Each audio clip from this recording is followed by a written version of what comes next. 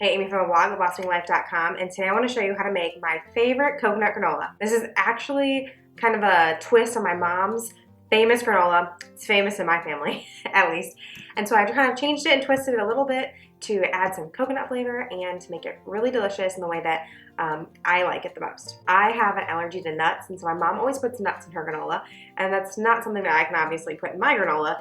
And so instead, I switched out the nuts for some coconut, and it's really delicious. It has just the perfect subtleness of coconut, and it's sweet and salty. It's really yummy. So let's get started making it. Okay, so in this bowl I have 3 cups of oats. I'd recommend using rolled oats, or quick oats will work too.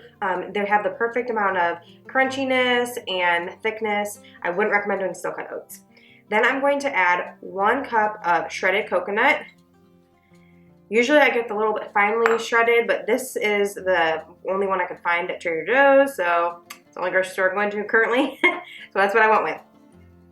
And then I'm going to add 2 tablespoons of chia seeds. My mom usually does 1 tablespoon of chia seeds and 1 tablespoon of flaxseed, but I actually really like both chia seeds. I think it adds just a nice little crunch. And this is something I usually always have on hand. All right, and then I'm going to add a 1/4 teaspoon of salt. And this is sea salt. I'm just gonna put that in there. Okay, so I'm gonna give it a good stir. Just incorporate all those ingredients. I'm gonna move on to my liquid ingredients. I have 1/2 cup of honey, and I'm gonna add 1/3 cup of oil. You have a couple choices here. You can use avocado oil, which is what I normally use, because it has the subtlest flavor, and also it is a good fat to cook with because it has a high smoke point. Also, you could use melted coconut oil for a more coconutty flavor, or you could even use olive oil, and that will have a little bit different flavor to it too. So I'm gonna add 1/3 cup of avocado oil. I'm gonna add 1 teaspoon of vanilla extract. And I just use homemade, but you can use whatever pure vanilla extract you have. And I'm gonna mix it together as best you can, because oil and honey are not gonna mix that well. So now that that is all mixed together, I'm going to add my liquid ingredients to my oats and coconut, and then give it a good stir.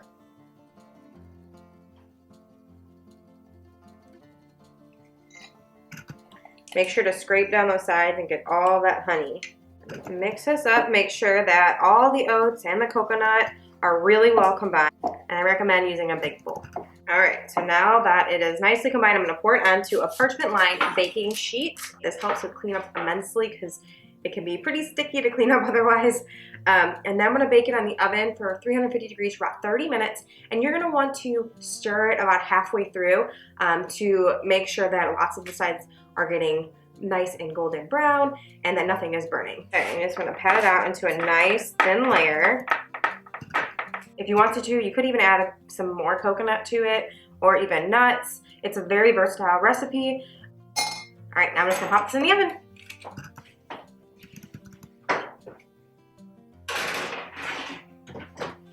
Okay, so I pulled this coconut granola out of the oven a few minutes ago and let it cool a little bit.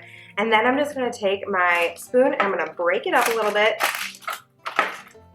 Because if you let it cool a little bit too long before doing it, then it kind of turns into a little bit harder, almost like cracker granola bar type thing, which is actually really yummy.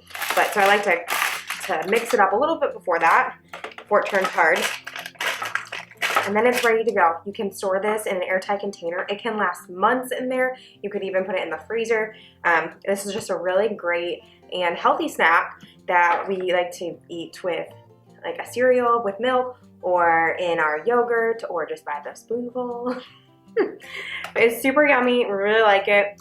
And the best part about making this and mixing it is you get to find the best parts and snack on them. In the description box below, you can find the link to the blog post that will have all the tips and tricks of making this, plus a printable recipe card.